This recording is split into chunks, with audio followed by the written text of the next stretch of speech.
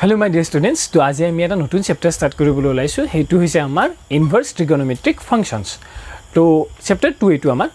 তো ইনভাৰ্স ট্ৰিগোনোমেট্ৰিক functions two start কৰাৰ আগতে তো আমি কি কৰিম প্ৰথমতে ইনভাৰ্স অফ এ ফাংশন খিনি অকনমান আলোচনা কৰি লম আগৰ ক্লাছত আমি ডিসকাস কৰিছিলো অকনমান হিখিনি আলোচনা কৰি লম তো কি আছিল চাবা এই চ্যাপ্টাৰ টু স্টাৰ্ট কৰাৰ আগতে তোমালোকে ক্লাস 11 ৰ যেটো ট্রিগোনোমেট্রিক ফাংশনস আছে সেই ট্রিগোনোমেট্রিক ফাংশন চ্যাপ্টারটো ভালকে চাই লবা ঠিক আছে তার ফর্মুলা বিলাকে হোক বা সেইখিনি কথা কি আছিল তাক তো গোটেইখিনি কথাখিনি তাৰ পৰা চাই লবা তেতিয়া এই চ্যাপ্টাৰটো তোমালোকে বুজি পাবা বা আমি যেটা সাম বিলাক কৰিম ইয়াৰ প্ৰবলেম বিলাক কৰিম তেতিয়া তোমালোকে ভালকে বুজি পাবা তো প্ৰথমতে সেইখিনি চাই লবা তো এটা চাবা প্ৰথমতে আমি কি চাম ইনভার্স অফ এ ফাংশন চাম ইনভার্স অফ এ ফাংশন কি হ'ব চাবা suppose f is a function from x to কি আছে y আছে হয়নে and কি আছে g is a function from y to কি আছে x আছে ঠিক আছে then gf of x equal to যদি x হয় আৰু এটোক আমি কি বুলি কম identity function on x হ'ব আৰু fog equal to যদি y হয় fog of y equal to যদি কি হয় y হয় আৰু এটো কি বুলি কম আমি identity function on set y যদি এইটো যদি হয় এইখিনি যদি হয় তেতিয়া হলে আমাৰ যদি f ফাংশন আছিল সেই f ফাংশনটো কি থাকিব তোমাৰ ইনভাৰ্স এক্সিস্ট কৰিব হয়নে f ফাংশনটোৰ ইনভাৰ্স এক্সিস্ট কৰিব আৰু লগতে কি হ'ব এই যেটো g ফাংশন আছে এই g ফাংশনটোকে আমি কি বুলি কৈছিলো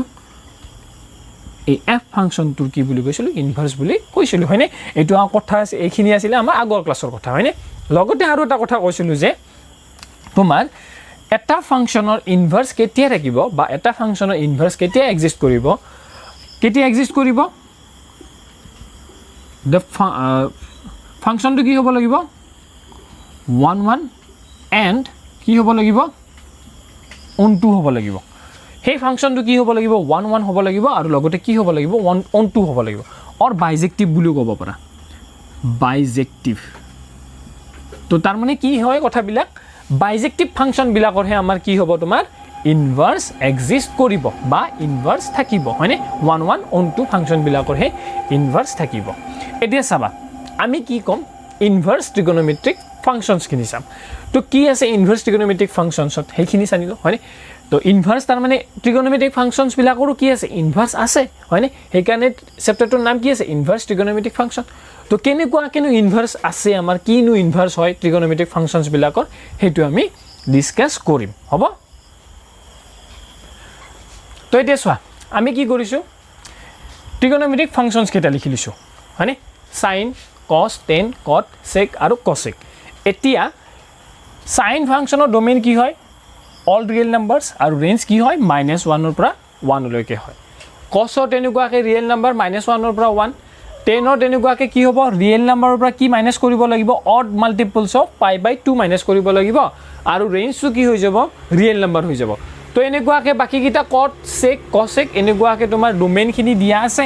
আৰু ৰেঞ্জটো তোমাৰ দিয়া আছে হয়নে তো এতিয়া এইখিনিত কিবা যদি ইম্পৰ্টেন্ট আছে তোমালোকে ভিডিওটো ষ্টপ কৰি কিনে লিখি ল'ব পাৰিবা হ'ব তো মই কি কৰিম sin ফাংশনটোৰ এতিয়া কি চাম মই ইনভাৰ্সটো চাম ঠিক আছে তো এইখিনি মই মুছি দিছো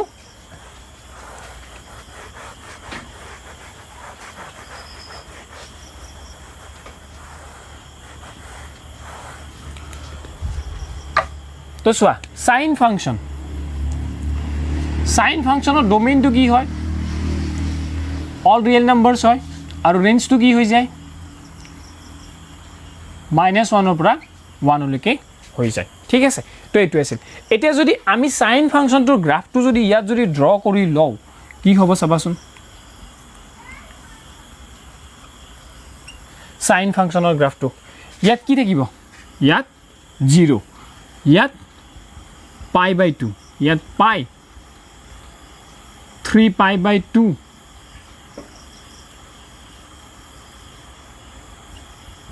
twice π এনেকুৱাকে গৈ থাকিব ইয়াত কি হ'ব -π/2 minus π minus 3π/2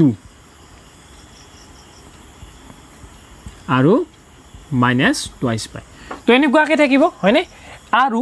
যেটো y axis আছে x axis ত এইখিনি থাকিলে আৰু y এক্সিছত কি থাকিব y এক্সিছত তোমাৰ অনলি কি থাকিব ওপৰ ফালে 1 থাকিব আৰু তল ফালে কি থাকিব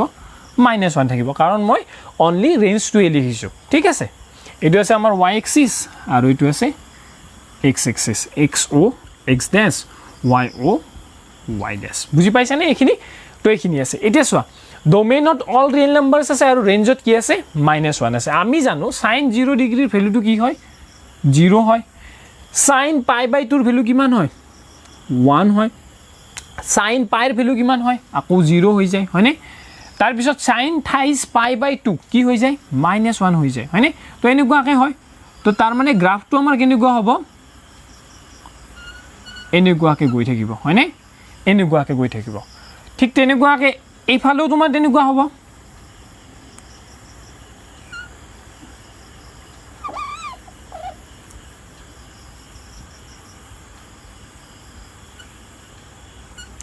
এনেকুৱাকে গৈ থাকিব হয়নে এটো আমাৰ sin ফাংচনৰ কি আছিল sin x ৰ এটো আমাৰ গ্ৰাফ আছিল ঠিক আছে sin x এটো গ্ৰাফ আছিল এতিয়া চাবা ইয়াত তুমি চোৱাচোন এই ফাংশনটো যদি তোমাৰ এই ফাংশনটোৰ ইনভাৰ্স থাকে তাৰ মানে sin ফাংশনৰ কি কৰি আছো আমি ইনভাৰ্স অফ sin ফাংশন কৰি আছো ঠিক আছে ইনভার্স অফ sin ফাংশন তো এতিয়া চাবা এই sin ফাংশনটো যদি ইনভার্স থাকিব লাগে তেতিয়া হলে sin ফাংশনটো কি হ'ব লাগিব 1 1 আৰু on 2 হ'ব লাগিব হয়নে 1 1 আৰু on 2 হ'ব লাগিব এতিয়া চাবা 1 1 আৰু on 2 হৈ আছে নে নাই আমি প্ৰথমতে হেতু চেক কৰো ঠিক আছে তো এইখিনি মই কি বুলি কলো ইয়াত এটা পইণ্ট লৈছো x1 আৰু ইয়াত এটা পইণ্ট লৈছো x2 ঠিক আছে তো এতিয়া চাবাচোন x1 এইখিনি কিমান হ'ল f of x1 বুলি কয় নে হয়নে এইখিনি আমি f of x বুলি কৈছিলো y কোঅৰ্ডিনেটক আমি f of x বুলি কও হয়নে তো এইখিনি কি হ'ব f of x1 আৰু এইখিনি কিমান হ'ব f of x2 তো চোৱা f of x1 আৰু f of x2 সেম আছে নে নাই কোৱাচোন তোমালোকে এইটো লেন্থ আৰু এইটো লেন্থ সেম আছে নে নাই সেম আছে হয়নে f of x1 = f of x2 আছে কিন্তু x1 আৰু x2 তো সেম আছে নেকি x1 আৰু x2 কিন্তু সেম নাই x1 does not equal to কি আছে x2 আছে বুজি পাইছা নে এইখিনি তো f of x1 = f of x2 হল কিন্তু x1 does not equal to x2 হৈ গল তেতিয়া হলে তোমাৰ এইটোৰ পৰা আমি কি ক'ব পাৰো f is not 1 1 তো f is not 1 1 তাৰ মানে কি sin ফাংশনটো 1 1 নহয় sin ফাংশনটো 1 1 নহল মানে কি বাইজেক্টিভ নহয় বাইজেক্টিভ নহলে এই sin ফাংশনটো তোমাৰ কি না থাকে ইনভাৰ্স এক্সিস্ট নকৰিব হয়নে কিন্তু তোমাৰ আমি কি ডিসকাস কৰিব লাগে inverse of a sin function discuss কৰিব লাগে অলৰেডি তাৰ মানে ইনভাৰ্স অফ এ sin ফাংশনৰ ইনভাৰ্স আছে হয়নে তো তাৰ মানে কি কৰিব লাগিব আমি এই ফাংশনটো আমি কি কৰিব লাগিব ইনভাৰ্স এক্সিস্ট কৰা কৰিব লাগিব তাৰ মানে sin ফাংশনটো আমি কি কৰিম ইনভাৰ্স এক্সিস্ট কৰাটো কৰিম তো কেনেকুৱাকে হ'ব চাবাচোন sin ফাংশনটোৰ ইনভাৰ্সটো কেনেকুৱাকে এক্সিস্ট কৰিম চাবা এতিয়া কেনেকুৱাকে ইনভাৰ্স এক্সিস্ট কৰিব তো মই কি কৰিলো এইখিনি গোটেইখিনি কি কৰি দিছো মুছি দিছো ঠিক আছে এই গোটেইখিনি মই কি কৰি দিলো মুছি দিলো চাবা এতিয়া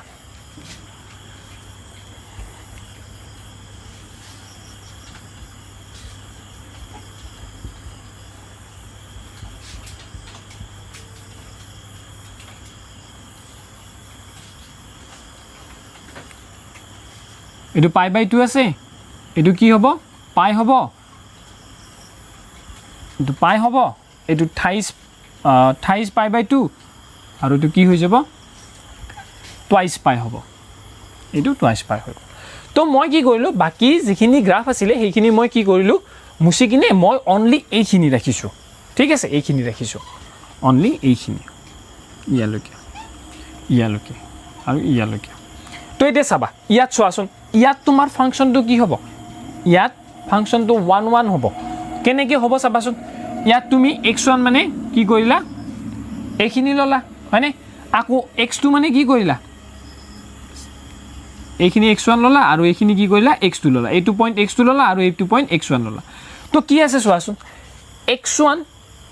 ৰ কাৰণে কি আছে f of x1 আৰু f of x1 আৰু f of x2 বেলেগ বেলেগ আছে দেখিছানে নাই এফ অফ x1 আৰু এফ অফ x2 বেলেগ বেলেগ আছে হয়নে তো বেলেগ বেলেগ থাকিলে ডিস্টিংক্ট x1 ডিস্টিংক্ট যেটো এলিমেন্ট আছে তাৰ কাৰণে তোমাৰ ইমেজটো বেলেগ এটা আছে হয়নে x2 ৰ কাৰণেও ইমেজ বেলেগ থাকিব হয়নে x1 ৰ কাৰণেও বেলেগ থাকিব এইফালে চালে এইফালে x1 ৰ কাৰণেও ইমেজ বেলেগ হ'ব এইফালৰ কাৰণে বা ইয়াত যদি x2 লোৱা x2 ৰ কাৰণেও বেলেগ হ'ব হয়নে ইমেজ বেলেগ হ'ব তো তাৰ মানে কি হৈ আছে এইটো তোমাৰ এইখিনিত ফাংচনটো কি হৈ আছে 1 1 হৈ আছে তো অনটো আছে নে নাই চোৱা y ৰ কাৰণে ইয়াৰ প্ৰত্যেকটোৰ কাৰণে কি আছে y ৰ কাৰণে এটা ইমেজ থাকিবই হয়নে এইটো এলিমেন্টৰ কাৰণেও থাকিব তো প্ৰত্যেকটো y এলিমেন্টৰ কাৰণেও কি আছে ইয়াৰ প্ৰি ইমেজ আছে হয়নে তো প্ৰত্যেকটো y এলিমেন্টৰ কাৰণেও ইয়াৰ কি আছে প্ৰি ইমেজ আছে তো প্ৰি ইমেজ আছে তেতিয়াহলে কি হ'ব অনটো হ'ব তো 1 1 টো অলৰেডি দেখা লয় মই 1 1 অলৰেডি হয় বুলি তো তেতিয়া তোমাৰ কি হৈ যাব সাইন ফাংচনটো তোমাৰ সাইন ফাংচনটো কি হৈ যাব 1 1 1 1 and কি হৈ যাব on 2 হৈ যাব বুজি পাইছানে 1 1 and on 2 হৈ গল তো 1 1 on 1 1 and on 2 হোৱা লগে লগে তোমাৰ কি হৈ গল সাইন ফাংচনটো কি হৈ গল তোমাৰ ইনভাৰ্স এক্সিস্ট কৰা হৈ গল তো ইনভাৰ্স এক্সিস্ট কৰিলে এতিয়া চাবাচোন কি হৈ গল চাবা আগতে আমাৰ ডোমেইনটো কি আছিল অল ৰিয়েল নাম্বাৰস আছিল নে নাই অল ৰিয়েল নাম্বাৰস আছিল এইফালে তোমাৰ গোটেই বিলাক তোমাৰ ৰিয়েল নাম্বাৰস আছিল তো গোটেই বিলাক ৰিয়েল নাম্বাৰসত ডোমেইনত কি আছিল গোটেই বিলাক ৰিয়েল নাম্বাৰস আছিল কিন্তু আমি সাইন ফাংচনটো 1 1 আৰু on 2 কৰিবৰ কাৰণে আমি কি কৰিলো তোমাৰ অল ৰিয়েল নাম্বাৰস খিনিৰ পৰা তোমাৰ কি কৰিলো ৰিয়েল নাম্বাৰ খিনি ৰেস্ট্ৰিক্ট কৰি দিলো কিমানলৈকে ৰেস্ট্ৰিক্ট কৰিছো -π/2 ৰ পৰা π/2 ৰ ভিতৰত ৰাখি দিলো হয়নে তেতিয়াহে তোমাৰ কি হ'ব ফাংচনটো 1 1 আৰু on 2 হ'ব 1 1 আৰু on 2 হোৱাৰ লগে লগে তোমাৰ কি হৈ যাব ইনভাৰ্স এক্সিস্ট কৰিব তো ৰেঞ্জটো কি হৈ আছে চোৱাচোন ৰেঞ্জটো কি হৈ আছে -1 ৰ পৰা 1 হৈ আছে ঠিক আছে তো এতিয়াহে এই ফাংচনটোৰ তোমাৰ কি থাকিব এই যেটো ফাংচন আছে আমাৰ সাইন ফাংচন যৰ নেকি ডোমেইনটো কি আছে -π/2 -π/2 to π/2 আৰু ৰেঞ্জ কি হৈ আছে -1 ৰ পৰা 1 লৈকে তেতিয়াহে তোমাৰ এই সাইন ফাংচনটোৰ কি কৰিব ইনভাৰ্স এক্সিস্ট কৰিব আৰু ইনভাৰ্স এক্সিস্ট কৰিলে কেনেকুৱা হ'ব এটো কেনেকুৱাকে লিখিম সাইন ইনভাৰ্স বুলি লিখিম হ'ব তো ইনভাৰ্স এক্সিস্ট কৰিলে আমাৰ ফাংচনৰ যদি ইনভাৰ্স থাকে তেতিয়া কেনেকুৱা আছে চোৱাচোন f is a function from x to কি আছিল y আছিল তো f ইনভার্স টো কি হৈ যাব y2 কি হৈ যাব x হৈ যাব হয়নে y2 কি হৈ যাব x হৈ যাব তো তাৰ মানে কি হৈ যাব এটা সাইন ইনভার্স তো ইয়াত যদি তুমি লিখা সাইন ইনভার্স f ইনভার্স মানে কি হ'ব সাইন ইনভার্স হ'ব তো সাইন ইনভার্স তো কি হৈ যাব from -1 to কি হৈ যাব তোমাৰ -1 to কি হৈ যাব -π/2 to π/2 তো এতিয়া তোমালোকে কি গম পালা সাইন ইনভাৰ্সৰ যেটো ডোমেইন আছে সেই ডোমেইনটো হৈছে ক্লোজড ইন্টাৰভেল -1, 1 আৰু ৰেঞ্জটো কি হৈ যাব -π/2, π/2 হ'ব এতিয়া কি হৈছে চোৱাচোন গ্ৰাফটো এইটো আছে তো যদি ইয়াত যদি কিবা যদি ইম্পৰ্টেন্ট থকা বুলি ভাবা ভিডিওটো ষ্টপ কৰি কিনে লিখি ল'ব পাৰিবা এতিয়া মই কি কম এটা নতুন কথা লৈ কৈ আছো আমি এতিয়া চাবা এতিয়া তো তোমালোকৰ কি হৈছিলে ইয়াত গ্ৰাফটো চালে তোমালোকে গম পাবা যে -π/2 π/2 ৰ মাজত তোমাৰ কি হৈ যায় ফাংচনটো 1 1 আৰু on 2 হয় তাৰমানে ফাংচনটো কি হৈ যায় সাইন ফাংচনটো তোমাৰ কি হৈ যায় বাইজেক্টিভ হয় হয়নে তো যদি মই যদি এনেকুৱাকে কৰো আগৰ যেটো সাইন ফাংচন আছিল আমাৰ গ্ৰাফটো যদি এনেকুৱাকে যদি মই যদি ড্ৰ কৰো এনেকুৱাকে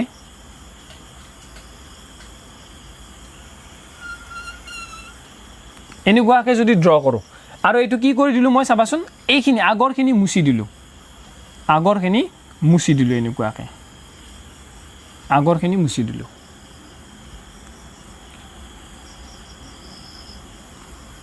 মুছি কিনে আগত কি আছিল আমাৰ -π/2, π/2 আছিল ক্লোজ ইন্টারভেল -π/2, π/2 আছিল এতিয়া এইখিনি যদি মই যদি ফাংচনৰ গ্ৰাফটো চাও আৰু ইয়াত ফাংচনটোৰ সাইন যেটো ফাংচন আছে সাইন ফাংচনটো 1 1 আৰু on 2 হৈ আছে নে নাই চেক কৰো যদি তোমালোকে কি পাবা চেক কৰিলে পাবা যে ইয়াতো তোমাৰ ফাংচনটো কি হৈ আছে 1 1 1 1 আৰু on 2 হৈ আছে সাইন ফাংচনটো ইয়াতো কি হৈ আছে এইখিনিটো তোমাৰ কি হৈ আছে 1 1 আৰু on 2 হৈ আছে তো তাৰ মানে আমি কি লিখিব পাৰো ইয়াত তাৰ মানে কি লিখিব পাৰো ৰেঞ্জটো যেটো আছে ৰেঞ্জটো আমি এনেকুৱাকৈ লিখিব পাৰো তাৰ মানে π/2, 28 π/2 হয়নে আকৌ ইয়াতো যদি তুমি যদি চেক কৰা -5π/2 পৰা এইখিনিত যদি তুমি যদি চেক কৰা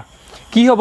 5π/2 তাতো তোমাৰ কি হ'ব ফাংচনটোৰ ইনভাৰ্স এক্সিষ্ট কৰিব তো ফাংচনটো যদি ইনভাৰ্স এক্সিষ্ট কৰে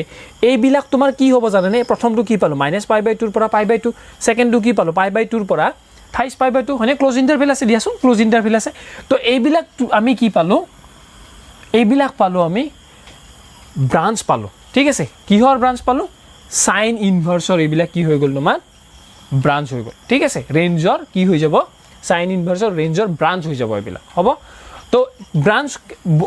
বহুত বিলাক ব্ৰাঞ্চ থাকিব হয়নে তো আমি কি কনসিডাৰ কৰিম আমি কেৱল এইটোহে কনসিডাৰ কৰিম এইটো যেটো -π/2 আছে -π ক্লোজ ইন্টাৰভেল -π/2, π/2 এইটোক আমি কি বুলি কম কনসিডাৰ কৰিম আৰু এইটোক আমি কি বুলি কম প্ৰিন্সিপাল ভ্যালু ব্ৰাঞ্চ বুলি কম ঠিক আছে প্ৰিন্সিপাল ভ্যালু ব্ৰাঞ্চ বুলি কম ঠিক আছে এইটো আমাৰ কি হৈ যাব প্ৰিন্সিপাল ভ্যালু ব্ৰাঞ্চ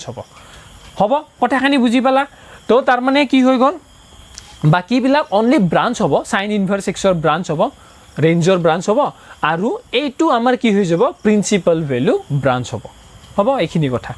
তো মই এতিয়া এখন টেবুল দিম তোমালোকক সেই টেবুলখন তোমালোকে মুখস্থ কৰিব লাগিব সাইন প্ৰত্যেকটো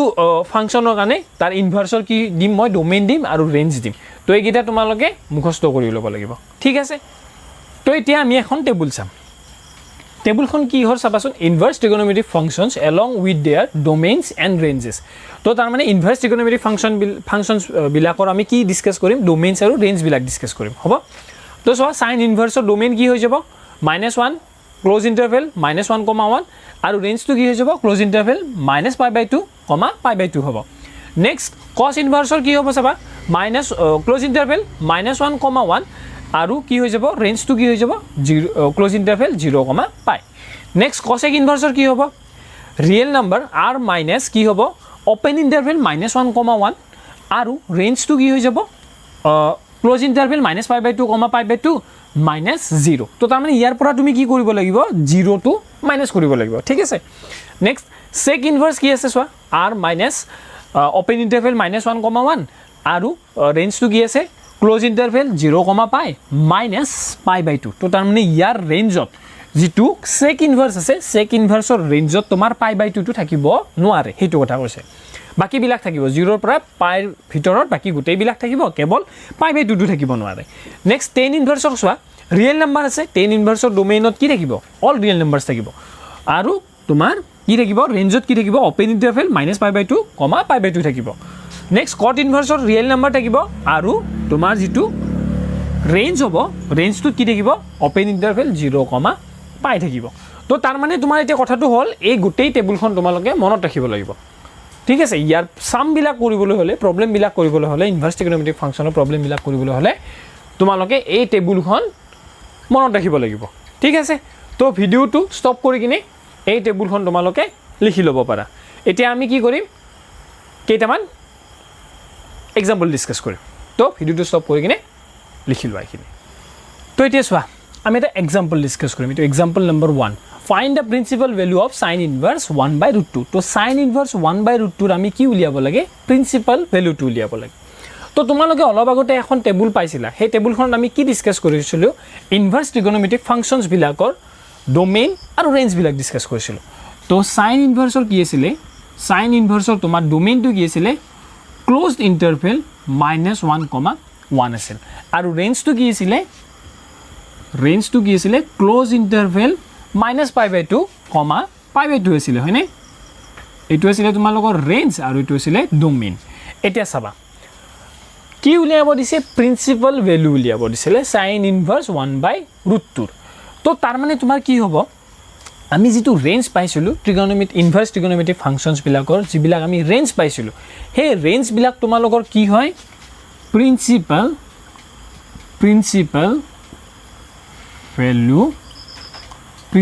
ভ্যালু কি হৈ যায় প্রিন্সিপাল ভ্যালু ব্রাঞ্চ হয় ঠিক আছে মই অলপ আগতে কৈছিলো প্রিন্সিপাল ভ্যালু ব্রাঞ্চ তো এটো কি হ'ব তোমালোকৰ প্ৰিন্সিপাল ভ্যালু ব্ৰাঞ্চ হ'ব এটা প্ৰিন্সিপাল ভ্যালু ব্ৰাঞ্চ আৰু প্ৰিন্সিপাল ভ্যালু যেটো আছে তো তাৰ মানে sin ইনভাৰ্স 1/√2 যেটো আছে ইয়াৰ যেটো প্ৰিন্সিপাল ভ্যালু হ'ব এই প্ৰিন্সিপাল ভেলু ব্ৰাঞ্চটোত থাকিব লাগিব কথাখিনি বুজি পাইছানে সাইন ইনভাৰ্সৰ যেটো ভ্যালু সাইন ইনভাৰ্স 1/√2 ৰ যেটো ভ্যালু পাবা তোমালোকে যেটো প্ৰিন্সিপাল ভ্যালু পাবা সেই প্ৰিন্সিপাল ভ্যালুটো তোমালোকৰ ক'ত থাকিব লাগিব প্ৰিন্সিপাল ভ্যালু ব্ৰাঞ্চটোত থাকিব লাগিব মানে এইটোত থাকিব লাগিব ঠিক আছে তো এতিয়া এইটোত উলিয়াব লাগিব আমি সাইন ইনভাৰ্স 1/√2 ৰ ভ্যালুটো এইটোত ৰেঞ্জটোত উলিয়াব লাগিব তো প্ৰিন্সিপাল ভ্যালু ব্ৰাঞ্চটোত উলিয়াব লাগিব তো কেনেকুৱাকে কৰিম চাই লবা তো মই যদি গ্ৰাফত চাই লওঁ কেনেকুৱা হ'ব চাবা গ্ৰাফত চাই ললে গ্ৰাফটো যদি এনেকুৱাকে থাকে তো এইটো কি হ'ব তোমাৰ π/2 আৰু এইটো কি হ'ব -π/2 তো -π/2 আৰু π/2 ৰ ভিতৰত থাকিব লাগে তো তাৰ মানে এইখিনি থাকিব লাগে হয়নে তো এতিয়া চাবা কি হ'ব চাবাচোন কৰিব কেনেকৈ লাগে এইটো চাবা তো তোমালোকে কি কৰিব লাগিব লেট কৰি ল'ব লাগিব লেট সাইন ইনভাৰ্স 1/√2 ইকুৱেল টু মই কি বুলি লেট কৰিছোঁ y বুলি লেট কৰি লৈছোঁ হ'ব y বুলি লেট কৰি লৈছোঁ তেতিয়াহ'লে কি হৈ যাব sin y ইকুৱেল টু কি হৈ যাব কোৱাচোন 1/√2 হৈ যাব হয়নে তো sin y ইকুৱেল টু কি হৈ যাব 1/√2 হ'ব তো আমি এটা লাইন লিখিব পাৰোঁ কি লিখিব পাৰোঁ we